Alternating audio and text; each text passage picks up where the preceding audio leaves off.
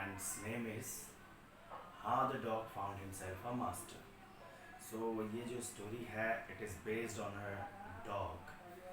और जो पुराने जो सिस्टम होते थे जंगलों में रहना, एनिमल्स और ह्यूमन बीइंग का जो रिलेशन था, कैसे एक डॉग ह्यूमन बीइंग के आसपास आया, उनसे जुड़ गया और हमेशा के लिए आज भी जुड़ा हुआ है। ये चीज़ हम आज इस स्टोरी में देखेंगे। और वो कैसे उसको एक उसका मास्टर मिलता है, मीन्स उसको उसका मालिक मिल जाता है, जिसकी तलाश उसकी शुरुआत होती है उसके जंगल से। Okay, so let's start. तो इसमें जो कहानी है इस डॉग की, पुराने समय में हमने देखा कि पहले का जो समय होता था, प्राचीन समय की बात है, जब डॉग्स जो थे बाकी सारे वाइल्ड एनिमल्स की तरह ही जंगलों में और जैसे कि वुल्फ वगैरह रहते हैं वैसे रहते थे। वो फ्री थे, उन्हें किसी के साथ रहने की ज़रूरत नहीं थी, जैसे कि बाकी के जानवर एनिमल्स आज जो फॉरेस्ट में रहते हैं, सेम एज डॉग्स भी रहते थे। लेकिन उसी बीच वहाँ पर एक ऐसा डॉग पैदा हुआ, एक ऐसे डॉग का जन्म हुआ जिसको ये फ्रीडम पसंद नहीं थी। He didn't like that freedom कि आराम से फ्री घूमना और जहाँ चाहो वहाँ जाना। He was thinking that I need a master, और ऐसा मास्टर जो एक सबसे स्ट्रॉन्गेस्ट ऑन द अर्थ। अगर मुझे ऐसा मास्टर मिल जाए तो मुझे कुछ भी टेंशन लेने की ज़रूरत नहीं है, क्योंकि वो मेरे लिए खाने की भी व्यवस्था कर देगा, उसके साथ मैं अपना लाइफ शेयर कर सकता हूँ, मैं अपना जीवन उसके साथ बिता सकता हूँ। ठीक, तो ये उसकी सोच थी और वो अपनी इस सर्चिंग के लिए निकल पड़ा। तो जैसे ही जंगल से वो इस खोज के लिए निकलता है कि मुझे मेरा मास्टर, मुझे एक ऐसा मालिक मिल जाए जो दुनिया में सबसे ज़्यादा ताकतवर, जिसे सब डरते हैं। ठीक है, तो सबसे पहले उसको मिलता है वुल्फ, एक भेड़िया मिलता है जो डॉग की ही कैटेगरी का होता है, उनकी प्रजाति आप कह सकते हैं, वो उनकी ही एक प्रजाति है।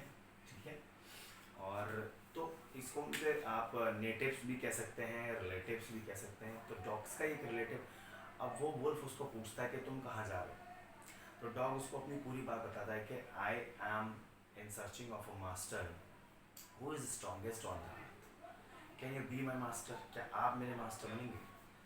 तो वुल्फ जो है वो एग्री हो जाता है कि चलिए ठीक है, हम साथ में रह लेंगे, कोई दिक्कत नहीं है। और डॉग उसको प्रॉमिस करता है कि मैं हमेशा आपकी सेवा करूँगा।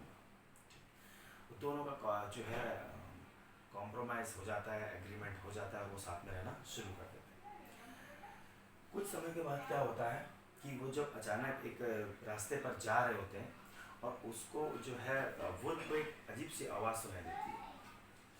तो जब आवाज़ सुनाई देती है तो वो एकदम झाड़ियों में छुपने लग जाता है। जब झाड़ियों में छुपने लग जाता है तो डॉग उससे पूछता है कि मास्टर ये क्या हुआ, आप ऐसे घबरा क्यों रहे। तो उसने कहा कि तुम्हें दिखाई नहीं दे रहा है कि यहाँ पर जो है एक बेयर, एक भालू है, सामने यहाँ पर एक भालू है, जिस अगर हम जल्द से जल्द यहाँ से नहीं निकले तो हमारी जान को खतरा है। ये it can be dangerous for us, both of us. तो डॉग ये सुनकर बोलता है कि अगर ऐसा है तो मुझे तुम्हारे साथ नहीं रहना, good bye, I will go with bear. तो वो सोचता है, डिसाइड करता है कि मैं बेयर के साथ रहूँगा, यानी कि भालू के साथ रहूँगा। और उसके बाद वो भालू के पास पहुँच जाता है, जिसको रीच भी कहते हैं। ठीक, वो उसके पास पहुँचता है और उसको बोलता है कि I want to become your server, your worker, and मैं आपकी सेवा करना चाहता हूँ, एंड क्या आप मेरे मास्टर बनेंगे। तो बेयर जो है वो एग्री हो जाता है कि चलिए ठीक है, मेरे लिए भी एक हेल्पर मिल जाएगा, मैं कुछ भी वर्क करूँगा तो ये उसमें मेरी हेल्प कर देगा, राइट। ठीक है, वो सोचता है कि मेरी गुफा की रखवाली ही कर देगा। और डॉग उसको भी सेम डायलॉग्स बोलता है कि मैं हमेशा आपकी सेवा करूँगा, एंड आप जो हैं वो मेरे मास्टर बन के रहोगे, मेरे मालिक बन के रहोगे। ठीक है, तो ये डिसीजन हो जाता है, एंड देन वो एक साथ रहना शुरू कर देते हैं। कुछ समय तक ये सब कंटिन्यूसली चलता है। देन क्या होता है कि अचानक से जंगल में चलते समय अचानक उनको एक दिन क्या होता है कि भालू को जो एक आवाज़ सुनाई देती है। ठीक है, और वो आवाज़ होती है लॉयन की। जब लॉयन की आवाज़ सुनाई देती है तो भालू क्या करता है कि पेड़ के पीछे छुप जाता है और वहाँ से देखता है और बोलता है कि इस वक्त हमारे लिए यहाँ से निकलने में ही भलाई है, क्योंकि अगर शेर यहाँ आ गया तो हम दोनों की जान को खतरा है।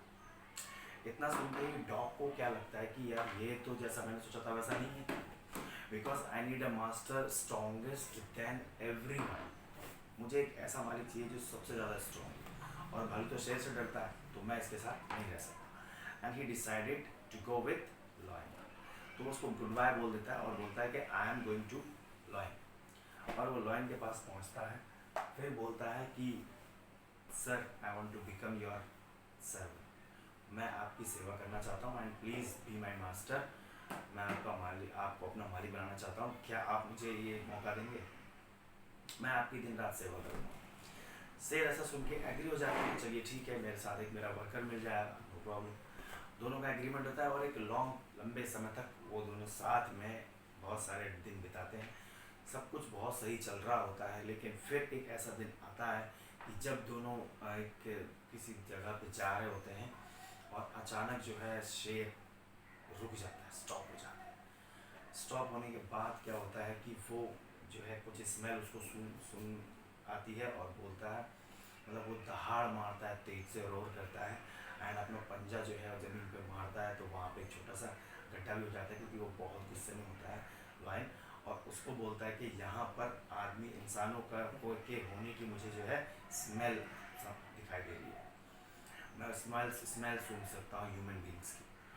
तो ह्यूमन बींग्स, अब उसको तो ये पता नहीं होता है डॉग को कि ह्यूमन बींग्स क्या है, लॉयन क्या है, वो उसको इन सारे एनिमल से ही पता चलता है कि ये क्या है। तो जब ह्यूमन बींग के बारे में पता चला तो लॉयन ने बताया कि भाई ह्यूमन जो है सबसे ज़्यादा dangerous person in the world है, तो इस अर्थ का सबसे खतरनाक प्राणी वही है।